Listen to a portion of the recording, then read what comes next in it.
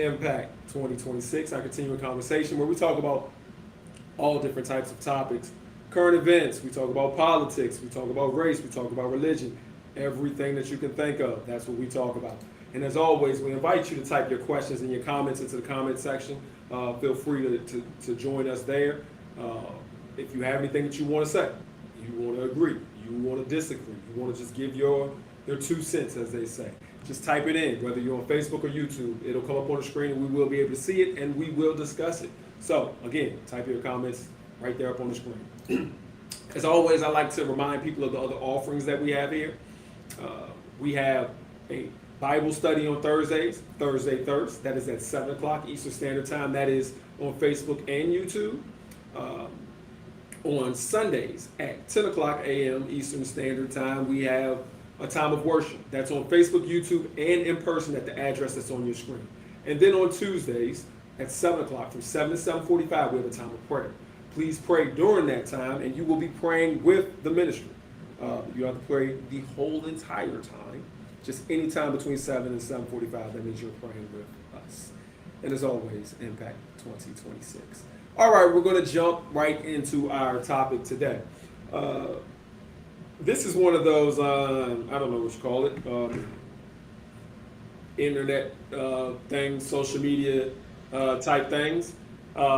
So, what is going on is that Tuskegee University, the historic Tuskegee University, one of our great HBCUs, has a new dress code that they decided to enact. And so this dress code has been a hot button topic. And so the dress code, it bans bonnets and do-rags on campus. And it also, if you go even deeper, it also says that if you're coming to any kind of formal type situation, that you need to be dressed up, like business kind of clothes. And so it's been a weird little topic. And so some of the things that people have said is, wow, that's great. We don't need to be dressed any kind of way and looking any kind of way, looking bummy or whatever. But then other people have come back and they've talked about it and saying that it's a slap in the face. One, you shouldn't be restricting how people want to express themselves. But two, because you've kind of, what's the word I'm looking for? You kind of focused in on quote unquote black things, do-rags and bonnets, that you're kind of making fun of black people or you're punishing blackness, and even though it's HBCU. And so there has been complaints back and forth. And so what we're going to do is we're going to discuss that. We are going to discuss, is it a good thing? Is it a bad thing? Does it bring any value to the collegiate experience or the educational experience? And we're going to talk about it a little bit beyond just, Tuskegee, but just what it means in kind of in the greater world and greater society. So I have a guest. I got not just a guest, I have an expert in this area because we went to HBCU, is in the educational field, so he kind of knows about these things. And we're going to talk through this. Yep. So I got you here. Steve, how we doing today? Good evening. Yes, sir. So, Tuskegee, the historic Alabama institution, Yeah. has decided that they are going to have, they're banned, their dress code, banning bonnets, do-rags, and just basically having, really relaxed attire when you're in the classroom, when you're around at the formal events at the university. What do you think about that? What's your initial thoughts? Like, if you were in school and then they hit you with that, like, what are your initial thoughts?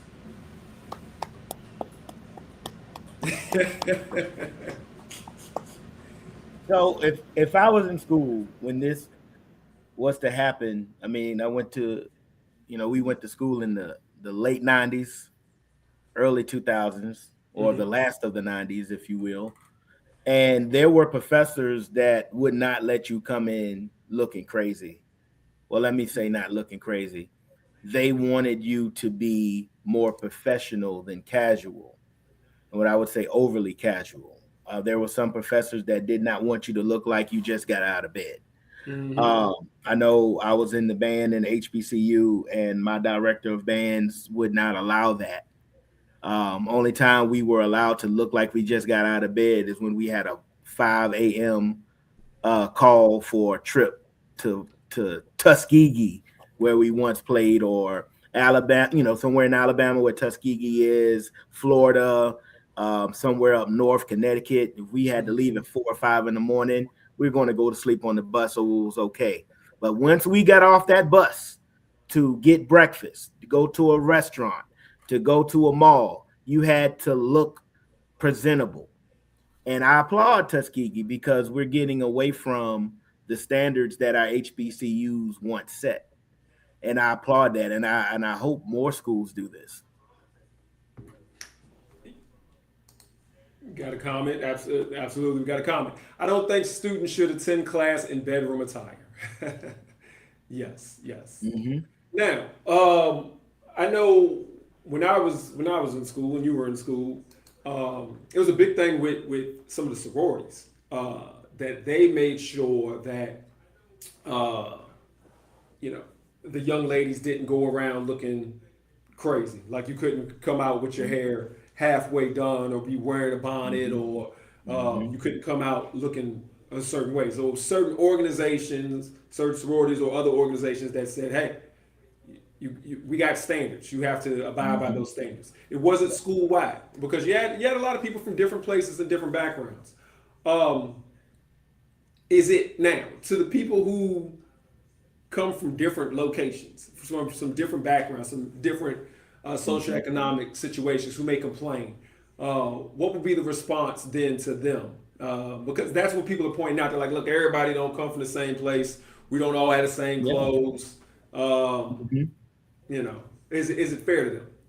I wouldn't say it's fair. I wouldn't say it's not fair. I would say, depending on where you go to school, there's a standard set, and you have to adhere to that standard.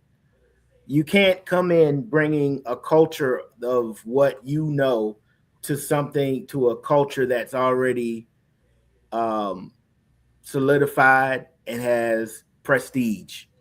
So Mm-hmm. basically, if you're a fool, don't go to a college being a fool, because it's a place of higher education. You're supposed to upgrade your mind, your mindset, and become a pillar of the community. So a lot of people who I'm sure you've seen and I've seen have come from the low economic portion of our communities, and have come and made that change. They adjusted, and some Mm-hmm. were already in that adjustment period before they entered someone's school, because they wanted to be different than what they were raised in. They wanted to have a different standard for what they were raised in. I'm not saying it was a low standard or it is a low standard, but at one point in time in a person's life that doesn't have a lot of positive reinforcement in the home, positive reinforcement in their community, going to a HBCU, it elevates that in their mind and their culture. And sometimes it's kind of a strenuous task to get somebody out of that mindset, but that's what education's about. You have to teach, and it's just not the math. It's not just the sciences or the different art disciplines and all of that. It's a social learning opportunity. Everybody that goes to college just doesn't they're just not diving in books. They're learning from other people. That's why college is a beautiful thing, because you're around people that you didn't grow up around, and the cultures are different, and it teaches people how to adjust and be a part of a diverse community. And it's important that we have our schools, our higher institutions, create and maintain high standards for their students, so that once again the United States can be in the upper levels of education in the world, which we have been plummeting for decades now. And it's about cultural standards that people don't want to adhere to when it calls for it. All right. Now, see, I like that you raising the standard because that's similar to what a lot of the alumni are saying. We're going to have higher expectations, and so we expect you to kind of reach towards that bar. But I'm going to give you the opposite side. Here's some of the things. I never do this, but I'm going to do it now. That was on social Mm. media. One person. I'm sorry. I didn't realize school was a fashion show. I came here to learn. So that's anti the new rules. Here's another one. Slippers ain't never did nothing to nobody. And then another one. College is not free. It ain't free at all. And there's going to be a lot of students telling you, get out of here with that. What would you? What's your take and response to those comments? Because the last one especially, that was kind of what you just touched on. College isn't free, so if you spend all your money just trying to get there, it's gonna be hard to kind of spend money to look a certain way. But what do you? Yeah, and I understand that. I understand that, and I mean, again, people, you have all kinds of folks getting into these institutions that deserve to be there, that have the educational background, or the educational high standard to be there, but they don't have a lot. They don't have the styles and the top trends. They just don't have it. So they're going with what they know, and I understand that. But I know my university and a lot of universities have community partners. They have fraternities. They have sororities. They have uh, things and people that can help you with that.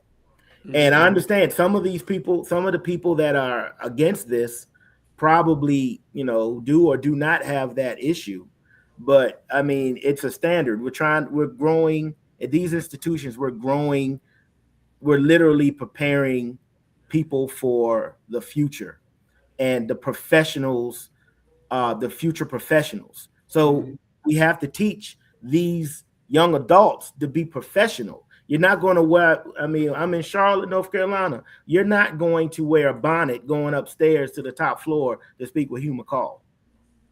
You're not going to go to the Duke, the Duke Power Center with slides on and a wife beater to talk to somebody in a higher level position. So let's train to do the right thing. And because you're whatever you do, whatever you're wearing, you're literally training yourself to be that when you're out of school. I know we had to do presentations, we had to do verbal presentations, we had to put on a suit. We just couldn't come in our button down or our jeans. We had to put on a suit. I still have a VHS, by the way. VHS. It's not online. It is not a disc. It's a VHS. The rectangle. Right.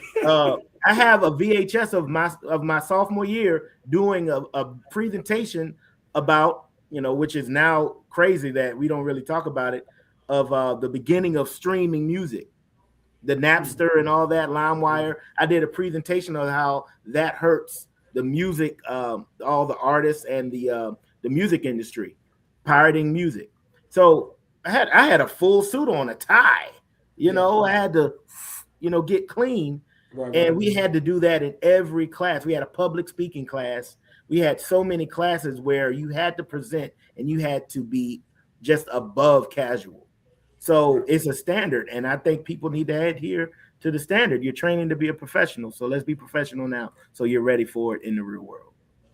All right. I'm gonna hit this comment that's here. I attended military school and I had to wear a uniform every day. That Mm-hmm. was the standard. That was the requirement. When you attend colleges and universities, you represent those schools. If they have standards, you need to follow them. Yep. Yeah, yeah, yeah. My Here's another. first, let me, can I add this?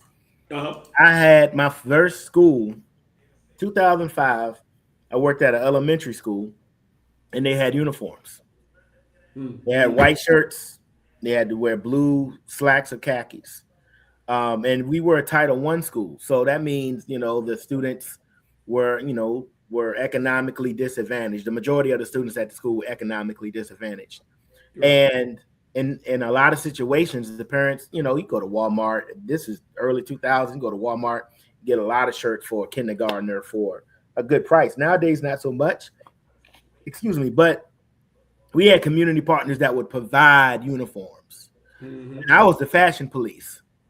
I would see our young men, the fourth graders, the fifth graders, like, they would be wrinkled a little bit and shirts all over the place. I'm like, tuck your shirt in, son. We are a uniform school. Tuck your shirt in, okay?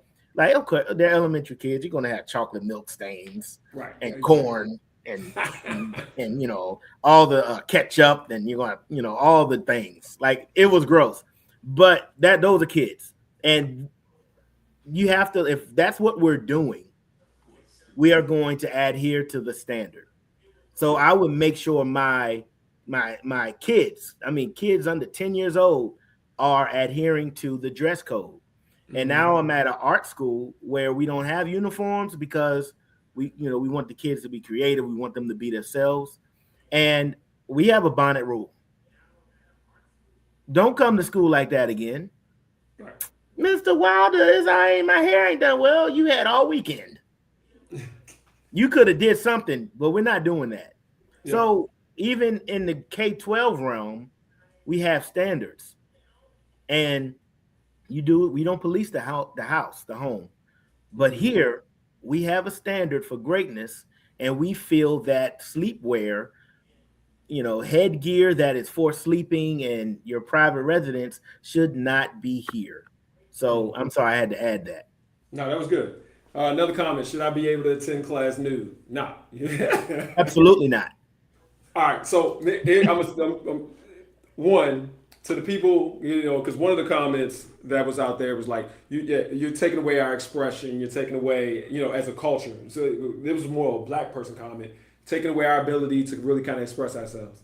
Now, as well as I know, and this I don't know when it started, but I know in the 2000s, all of a sudden, all I seen was all white parties, all black parties, theme colored weddings, theme colored funerals, theme colored everything. Mm-hmm. So if when people come from our side, culture wise, saying that argument, people do it all the time. You got rules and regulations on what people need to be wearing all the time. So that's that. But let me flip this a little bit. All right, we talked about it now. There's standards. There's what you need to wear. Mm-hmm. There was a big push 2020, maybe a little bit further back, where it was this whole we want you to be able to bring your whole self. If you're at the job, bring your whole self to work. Bring your whole self to wherever you go and whatever you do. And so a lot of corporations, a lot of schools and other things were relaxing their standards. We don't need you to dress up. We don't need you to do this. You don't have to wear a tie. You need, like, companies that used to wear ties all the time, take the tie off, or used to have the business attire. Now you can wear a t-shirt. You can do whatever. Everybody relaxed and stuff because they wanted to make people feel comfortable. And it had a little bit to do with them kind of growing into different types of people, different cultures, sexual orientations, all this kind of stuff. So they thought the growth of that meant that we needed to change kind of our standards. So there's the bring your whole self to work. Mm-hmm. As the church and churches, where we now let people wear anything and everything because they say you need to just be able to come into the church, come as you are. We don't want to block you from God.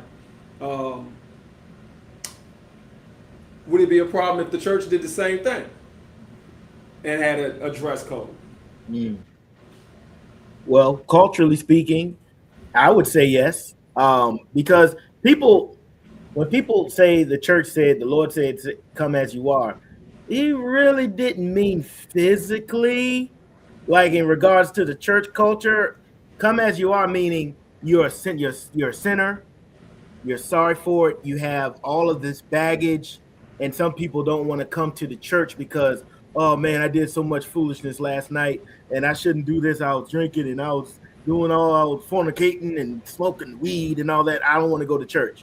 Mm-hmm. Jesus said, it's okay, come on, right? Now, there were no words about bonnets in the New Testament. But at the same time, in the African American church, there's a cultural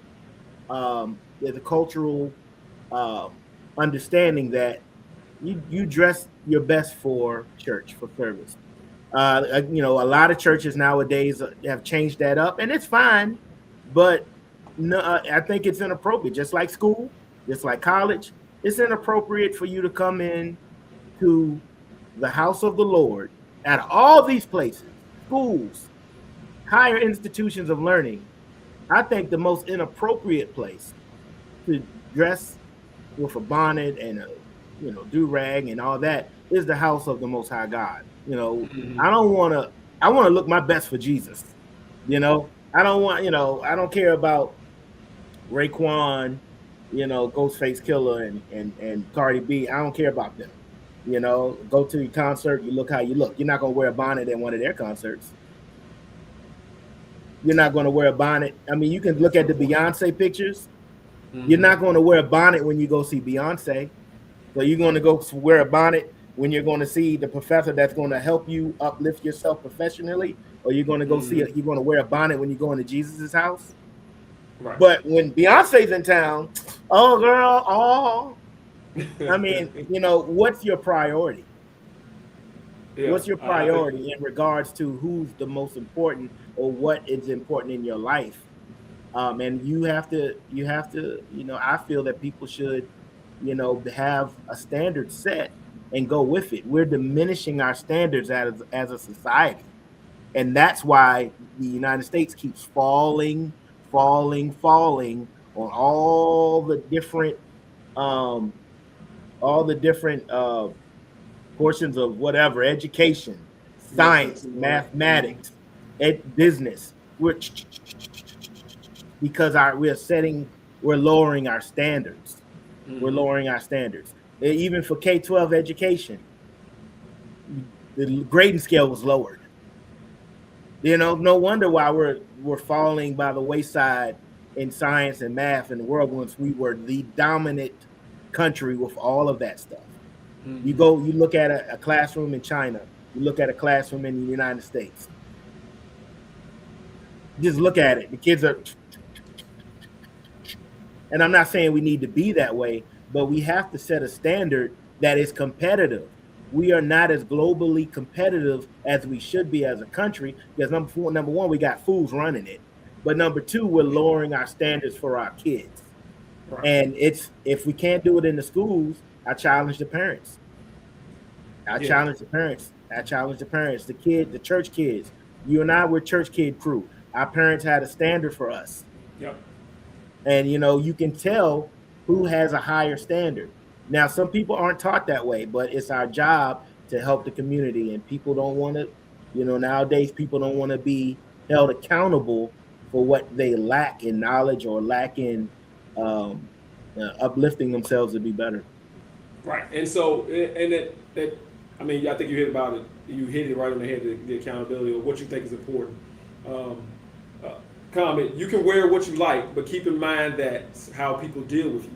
You may be impacted by what you wear. Mm-hmm. And that's true. Now, I'll tell you this. The concern that people have, and I heard this the other day, where somebody was saying, the churches shouldn't have any rules about what, not even rules, but they shouldn't have any expectation or requirement or anything for how you should wear. Nobody should say anything to you or encourage you to do something different, because you never want to hear somebody say, well, I didn't come to church because my hair wasn't done, or I didn't come to church because my clothes weren't nice. Mm-hmm. And so that was their response. What would you say if somebody said that to you? Like, look, we can't do anything because we don't want anybody to have an excuse for why they didn't come. Mm-hmm. Yeah, and I understand that. Again, some people have, some people don't. And, sometimes you just got to do what you can with what you have, mm-hmm. and come. Mm-hmm. I mean, when we were teenagers, our church was downtown Richmond, Virginia, where there were a lot of homeless. There were some addicts, and sometimes they would just come in. We didn't shun them. Mm-hmm. We didn't shun them. Some we accepted with open arms, and the majority of them wanted a change, and the church should be that help, that change. Like, we're not going to turn you away because you're looking crazy, or you don't have the suit and tie, or all you have is right now is a tank top, a wife beater, and slides and some basketball shorts. We're not going to say, hey brother, you can't come in here looking like that. Go change and come back. Like, hey man, what's up? How you doing? And let that man, just because somebody's dressed in a certain way doesn't mean a behavior that's intolerable is present. you Mm-hmm. know. But we Mm-hmm. still should have a standard as a church, and that's why the men of the church, the women of the church, you invite that brother in with the wife beater and the basketball shorts. When you getting comfortable and you getting to know him, that's when you say, "Hey, man, what we want, we want to, get you some more appropriate clothes for church on Sunday. Like, you want some help with that? We don't mind helping." I mean, people can smooth their way into saying it may be better than how I just did, but you teach, you Right. teach, and some people accept it, some people don't. But hey, I know it's not like on Wednesday we're coming from school and Wednesday service, and we probably had gym or something. It was a little more relaxed, but at the same time, the church shouldn't deny people that want to come in and be a part of the body of Christ and learn. Yeah. Well, I'll tell you, it's funny. It's funny that you say that because I think you hit right on the head. It's a difference between a guest and a member. Mm-hmm. And when you're a member, there should be standards that you should try to aspire to. Um, I'll say this, and I'm gonna acknowledge I know nothing about this, and I don't think you probably don't either, because we saw this on TV and stuff like that, where they had a fancy restaurant. You show up and you looking like me, and they'll be like, "Sir, this restaurant you must wear a jacket," and then they pull a jacket out from the back and Yeah, just put it on you, yeah. and that's the only Mm-hmm. way you were able to eat in the restaurant because it was a Mm-hmm. fancy restaurant. If there was something that they want you to do or something that you have to aspire to be at, then we're going to provide it for you and make sure that you're there. But that should, because you're a guest and you're not on our path or standard or whatever you want to call it. Also, I'll say that certain cultures, certain people, I know some folk. You come to their house, you're not walking into their house with shoes on. Whether you are a guest, whether you are a family member, whoever you are, that's their Mm-hmm. rules for their established house. Yep. Now, when you get to their house, you go take your shoes off, and they may even give you like some slippers or something like that, maybe, Mm-hmm. to come Yeah. in. So if we can have those standards like that for our houses and ourselves, and there's a lot of people who have, oh, I got white carpet, you can't be walking on that, and stuff Mm-hmm. like that. If we can do that for ourselves, how come we can't do that for the church? And so for me, I've always been that one that be like, look, we can have standards. No one wants something that nobody else wants. If I have a standard and I say, look, only, you got to be a certain way to get up in here, that's going to make you desire it a little bit more, I think, Mm-hmm. versus everybody come up in here, we don't care nothing, this is just, it's a game. Yeah. And so I think you hit it though. Like you said, you go to a concert, you're gonna dress nice. The things that are important to you, you're gonna dress for. Mm-hmm. Um, Here's another one. If you dress like a football player, then I'll treat you as one. If you dress like a thug, I may treat you as a thug. So yeah, the do rags, and I've seen them in the church. I've seen you rocking a do rag in the church. Now I've seen some guys that came straight from the street rocking a do rag in the church. I got Mm-hmm. you.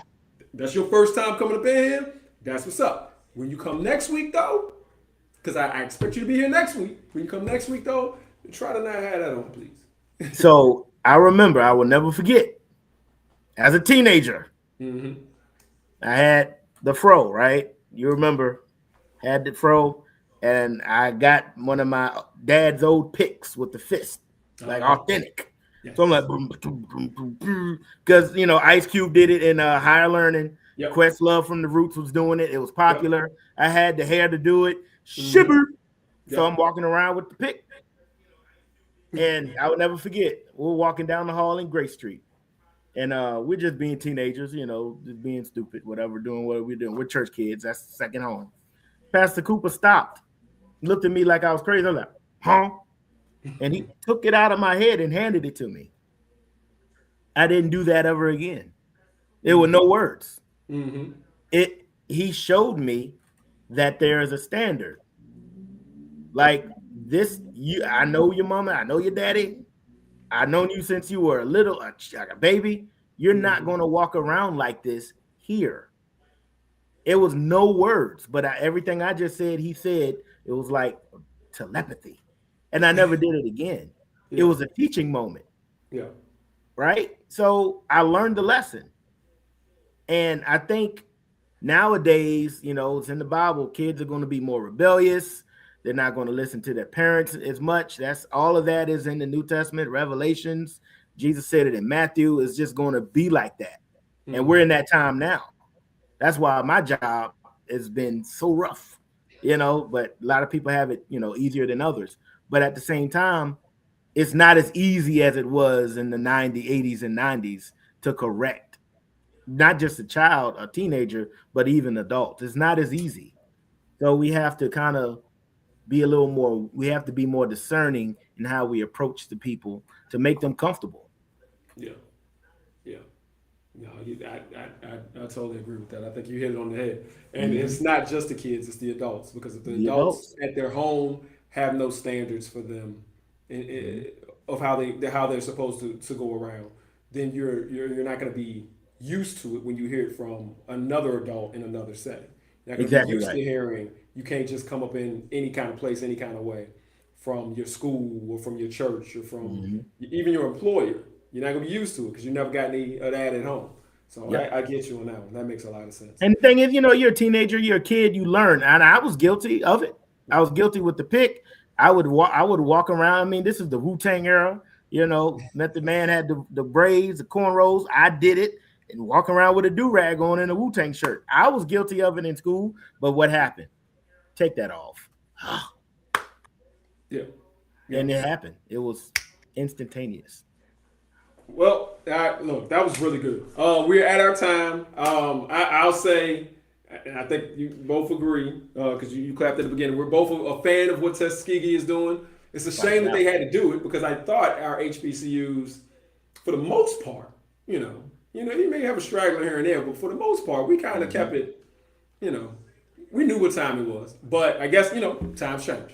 But Tuskegee, good job. Hope everybody, considers just standards. All right. With that being said, just want to remind people of our offerings again. On Thursdays, we have our weekly Bible study. That's at 7 o'clock, Thursday. Sunday, we have worship at 10 a.m. That's in person as well on the screen and Facebook and YouTube. And then on Tuesdays from 7 to 7:45, we have a time of prayer. And of course, we have Impact 2026. I want to thank you, Steve, and thank everybody for joining in and all the comments that were given. Have a good one and join us again.